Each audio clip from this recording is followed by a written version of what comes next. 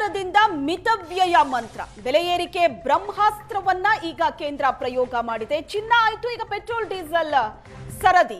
Petrol diesel ಮೇಲೆ ₹3 ಏರಿಕೆ ಆಗಿದೆ ಪ್ರತಿ ಲೀಟರ್ಗೆ. ಪೆಟ್ರೋಲ್ ಡೀಸೆಲ್ ಬೆಲೆ ಏರಿಕೆ ಜನರಿಗೆ ಬಹಳ ದೊಡ್ಡ ಆಘಾತ ಕೊಟ್ಟಿದೆ. ಚಿನ್ನದ ಬೆಲೆ ಏರಿಕೆ ಆಯ್ತು, ಈಗ ಪೆಟ್ರೋಲ್ ಡೀಸೆಲ್ನ ಸರದಿ ಪ್ರತಿ ಲೀಟರ್ಗೆ ₹3 ಜಾಸ್ತಿ ಆಗಿದೆ. ಪೆಟ್ರೋಲ್ ಡೀಸೆಲ್ ಬೆಲೆ ಪ್ರತಿ ಲೀಟರ್ಗೆ ₹3 ಏರಿಕೆ ಆಗಿರುವುದು. ಬೆಳ್ಳಂಬೆಳಿಗ್ಗೆ ದೇಶದ ಜನರಿಗೆ ಕೇಂದ್ರ ಸರ್ಕಾರ ಶಾಕ್ ಕೊಟ್ಟಿದೆ. ಸವಾರರಿಗೆ ಬೆಲೆ ಏರಿಕೆಯ ಬರೆ ಬಿದ್ದಿದೆ. ಎಲ್ಲಾ ಜಿಲ್ಲೆಗಳಲ್ಲೂ ಜನರು ಆಕ್ರೋಶ ವ್ಯಕ್ತಪಡಿಸಿದ್ದಾರೆ. ಬೆಲೆ ಏರಿಕೆಯ ಬ್ರಹ್ಮಾಸ್ತ್ರ ಈಗ ದೇಶದ ಜನರ ಮೇಲೆ ಪ್ರಯೋಗ ಆಗಿರುವುದು.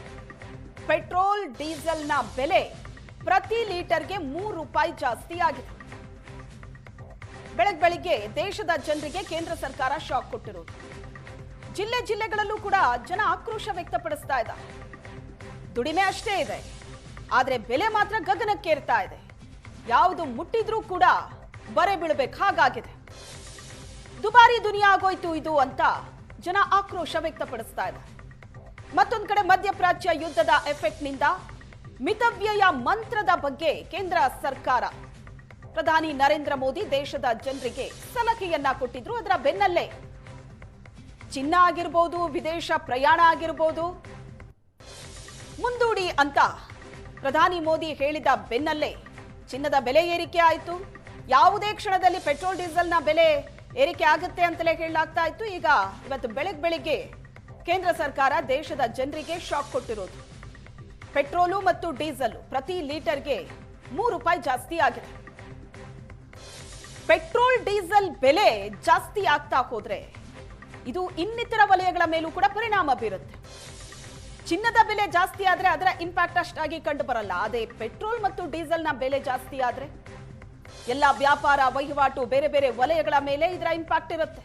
ಹಾಗಾಗಿ ಮತ್ತಷ್ಟು ಬೆಲೆ ಏರಿಕೆಯ ಬಿಸಿಯನ್ನ ಜನಸಾಮಾನ್ಯರು ಈಗ ಅನುಭವಿಸಬೇಕಾಗಿದೆ. ಬೆಲೆ ಏರಿಕೆಯ ಬರೆ ಕೇಂದ್ರದ ವಿರುದ್ಧ ಡಿಸಿಎಂ ಡಿಕೆ ಶಿವಕುಮಾರ್ ಆಕ್ರೋಶ ವ್ಯಕ್ತಪಡಿಸಿದ್ದಾರೆ. ಅಂತಾರಾಷ್ಟ್ರೀಯ ಸಂಬಂಧ ಉಳಿಸಿಕೊಳ್ಳೋದಕ್ಕೆ ಮೋದಿ ವಿಫಲ ಆಗಿದ್ದಾರೆ. ದೇಶ ಸಂಭಾಳಿಸೋದಕ್ಕಾಗ್ತಾ ಇಲ್ಲ ಮೋದಿ ಕೈಯಲ್ಲಿ ಅಂತ ಡಿಕೆ ಶಿವಕುಮಾರ್ ಹೇಳಿರೋದು.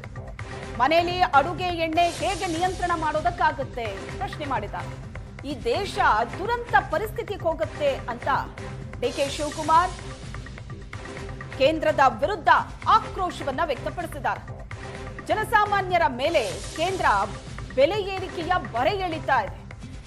ಅಡುಗೆ ಎಣ್ಣೆ ಕಡಿಮೆ ಬಳಸಿ ಅಂತಾರೆ. ಮನೆಯಲ್ಲಿ ಅಡುಗೆ ಎಣ್ಣೆಯನ್ನ ಹೇಗೆ ನಿಯಂತ್ರಣ ಮಾಡೋದಕ್ಕಾಗುತ್ತೆ? ಚಿನ್ನ ಖರೀದಿ ಮಾಡಬೇಡಿ ವರ್ಷಾನ್ಗಟ್ಲೆ ಅಂತ ಹೇಳ್ತಾರೆ.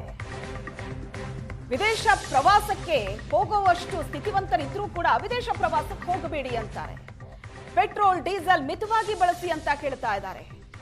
ಹೀಗಾದ್ರೆ ಹೇಗೆ ದೇಶ ನಡೆಯೋದು? ಮೋದಿ ಕೈಯಲ್ಲಿ ದೇಶ ಸಂಭಾಳಿಸೋದಕ್ಕಾಗ್ತಿಲ್ಲ ಅಂತ ಡಿಕೆ ಶಿವಕುಮಾರ್ ಸ್ಟೇಟ್ಮೆಂಟ್ ಕೊಟ್ಟಿರೋದು. ಪೆಟ್ರೋಲು ಡೀಸೆಲ್ಲು ಬೆಲೆ ಇದು ಮೋದಿಯವರ ಕೊಡುಗೆ. ಇಂಟರ್ನ್ಯಾಷನಲ್ ರಿಲೇಷನ್ಶಿಪ್ಪಲ್ಲಿ ಪಕ್ಕದ ದೇಶಗಳಲ್ಲಿ ಯಾರ ಜೊತೆ ಕೂಡ ಸಂಬಂಧವನ್ನು ಉಳಿಸ್ಕೊಳ್ಳಿಲ್ಲ.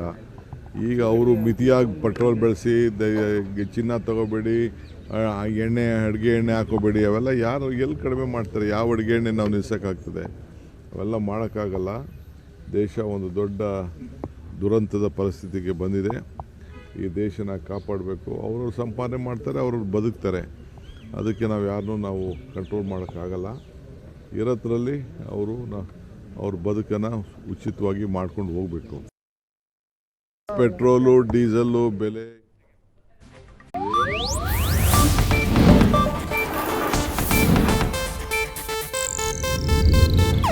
ಇದು ಏಷ್ಯಾನೆಟ್ ನ್ಯೂಸ್ ನೆಟ್ವರ್ಕ್ ಪ್ರಸ್ತುತಿ.